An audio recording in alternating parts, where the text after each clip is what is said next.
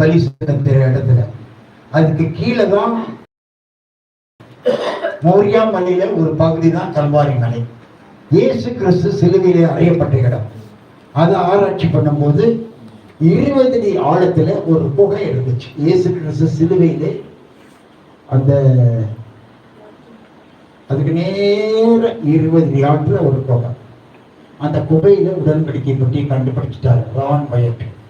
அது டீட்டெயிலாக பார்க்க நடத்தணும். அது நல்ல புஸ்தகங்கள் வந்துட்டு வாங்கி படிங்க.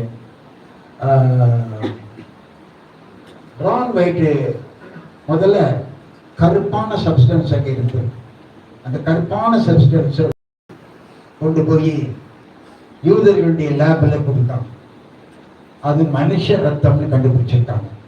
அந்த இயேசு கிறிஸ்து சிலுவையில் ஏற்பட்ட 3 பள்ளங்கள் இருக்கு. அந்த பாறையில 3 பள்ளங்கள் உண்டாங்க. அந்த நடு பாறை மட்டும் கண்மலை வெடிப்புகள் பிளந்தன பைபிள்ல போட்டிருக்கு.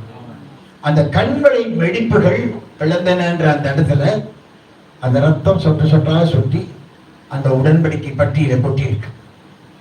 உடன்படிக்கை பெட்டி மேல அந்த ரத்தம் நிற்குது.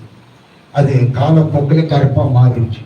அதை எடுத்து ஆராய்ச்சி செய்தவர்கள் இது மனுஷ ரத்தம், இன்றைக்கும் அந்த ரத்தம் உயிரோடு இருக்கு. அது